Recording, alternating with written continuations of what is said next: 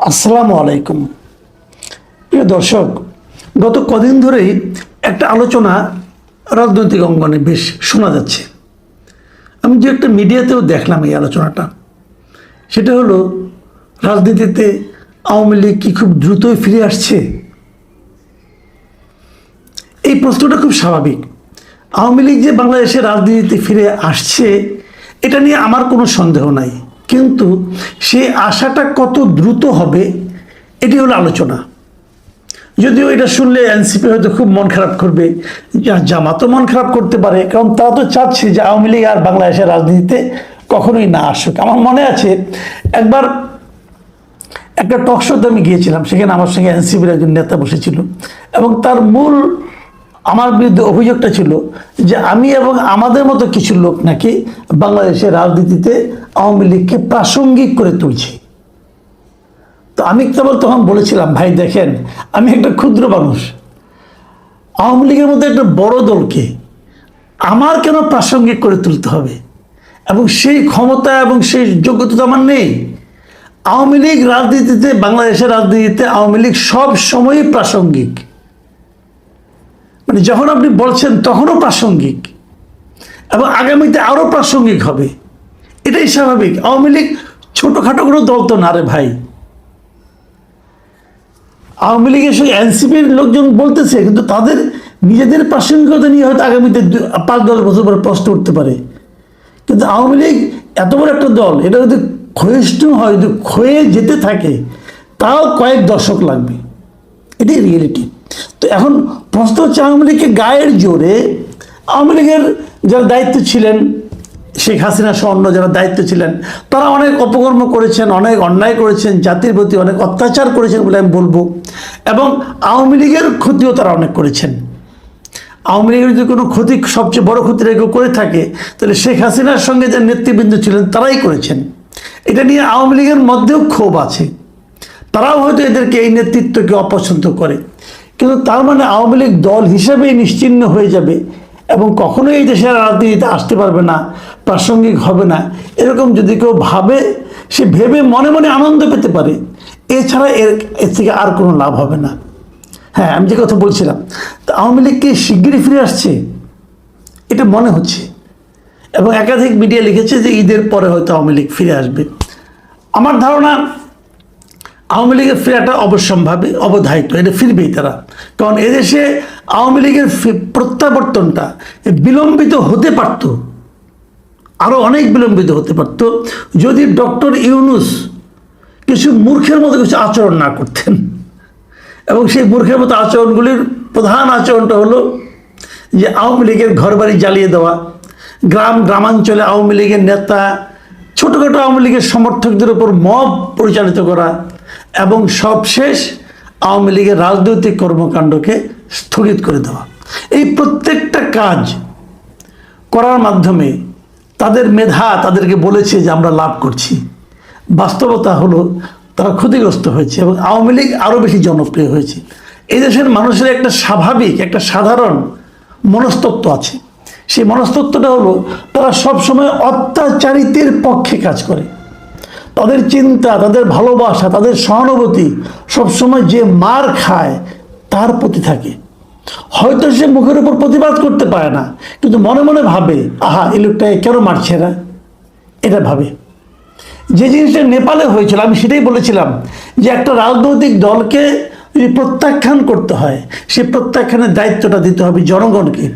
জনগণ ঠিক করবে তারা কাকে চায়, কাকে চায় না। যেটা নেপালে হয়েছে, নেপালে যারা এতদিন ক্ষমতায় ছিল, এই কমিউনিস্ট বলেন, কমিউনিস্ট পার্টি বলেন, মাওবাদীরা বলেন, অথবা নেপালি কংগ্রেস বলেন, তাদের সবার ভরাডুবি হয়েছে। একেবারে নতুন একটা দল তারা কিন্তু উঠে এসেছে। তাদেরকে ভরাডুবি কে করিয়েছে? সরকার না। সরকার একদিনের জন্য তাদের রাজনৈতিক কর্মকাণ্ডকে স্থগিত করে নাই। তারা সবাই প্রচারণা চালিয়েছে তাদের মতো করে। আর এই জেনজি সাপোর্টেড যে পার্টি, তারা করেছে তাদের মতো করে। জনগণ পরিবর্তনটা চেয়েছে, জনগণ তাদের অপকর্মের জন্য তাদেরকে প্রত্যাখ্যান করেছে। এই সুযোগটা আমাদের দেশের জনগণকে দেওয়া উচিত ছিল।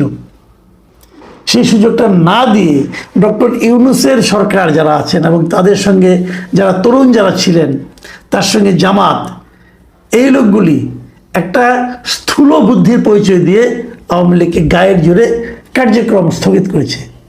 লাভ কি হয়েছে? লাভ হবে না। আগামীতে আওয়ামী লীগ ফিরে আসবে কি হবে সেটাও বলি।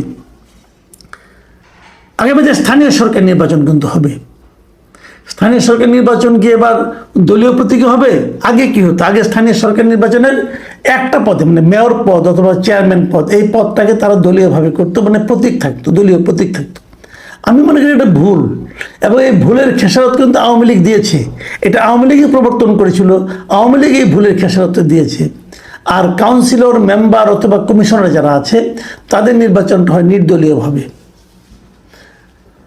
অন্তর্বর্তীকালীন সরকার দায়িত্ব নেওয়ার পর তারা সমস্ত মেয়র, মানে পৌরসভার মেয়র এবং কাউন্সিলর এবং কমিশনার এবং সিটি কর্পোরেশনের মেয়র এবং কাউন্সিলর সব পদগুলোকে বাতিল করে দিয়েছে। এটা আমি মনে করি একটা অন্যায় করেছে। যাই হোক, তারা করেছে। করার পর তারপর তারা সেগুলোতে প্রশাসক নিয়োগ করেছে। এই প্রশাসক কারা ছিল? বিভিন্ন পর্যায়ে সরকারি কর্মকর্তারা ছিল। এর বিপরীতে এই সরকার দায়িত্ব নিয়ে প্রথমে যে কাজটা করেছে, সেই প্রশাসকগুলিকে সরিয়ে নতুন প্রশাসক নিয়োগ করেছে। এরা কাকে করেছে? বিএনপি পন্থী লোকজনকে করেছে। বিএনপির দলের নেতাদেরকে এই সিটি কর্পোরেশনে, এর মধ্যে দেশের 12টা সিটি কর্পোরেশনের মধ্যে 11টাতে তারা তাদের দলের লোককে মেয়র হিসেবে নিয়োগ দিয়েছে। আর আরেকটা সিটি কর্পোরেশন, যেটা নাকি চিটাগাং সিটি কর্পোরেশন, সেখানে আদালতের আদেশের মাধ্যমে তাদের যে লোকটা মেয়র হিসেবে আছেন উনিও তাদের দলের লোকই আছেন, বিএনপি করতেন উনি এক সময়। তো তার মানে সবগুলো সিটি কর্পোরেশন বিএনপি কিন্তু একভাবে দলীয়ভাবে দখল করেছে।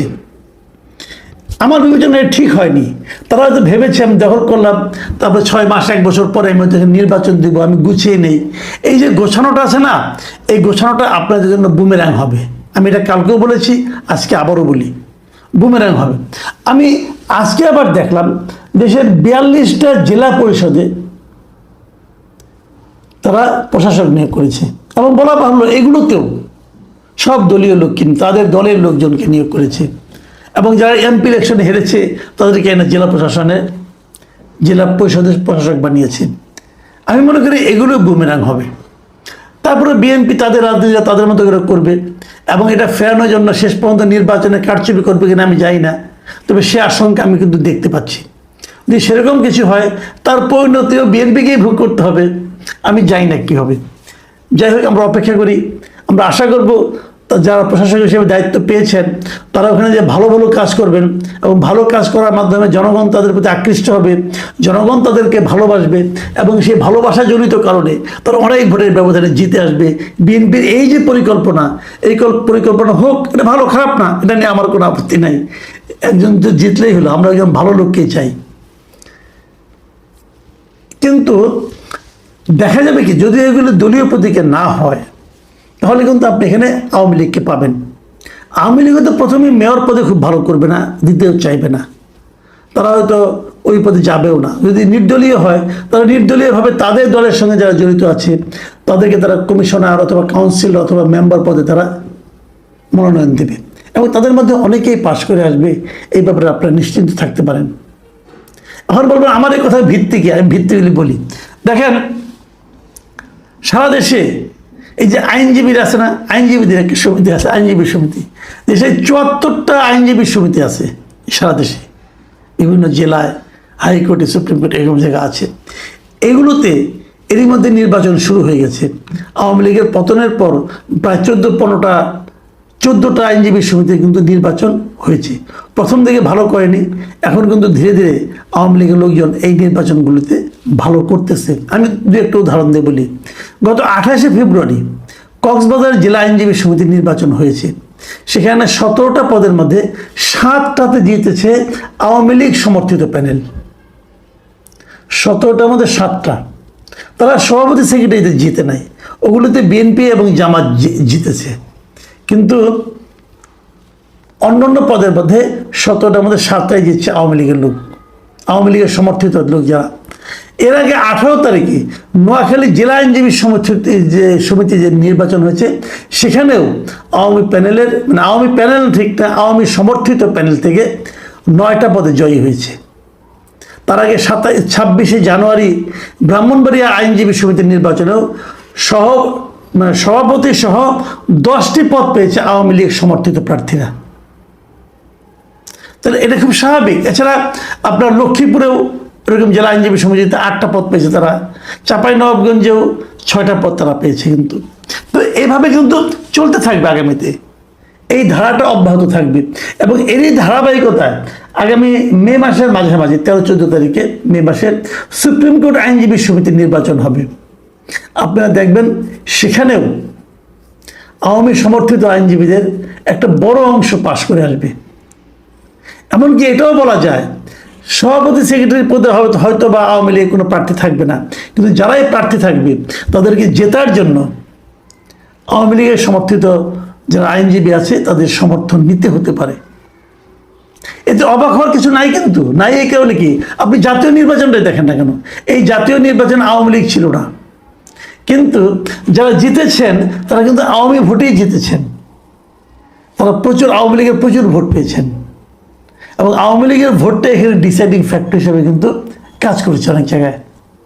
তো এই বিষয়গুলো যদি মাথায় রাখেন তাহলে আওয়ামী লীগ ফিরে আসছে, এটা স্বাভাবিক। প্রশ্ন হলো আওয়ামী লীগ যখন ফিরে আসবে অথবা আসতে থাকবে, তারা কি পুরনো নেতৃত্ব নিয়ে আসবে নাকি নতুন নেতৃত্ব নিয়ে আসবে? এটাই হবে সামনে $1 মিলিয়ন প্রশ্ন।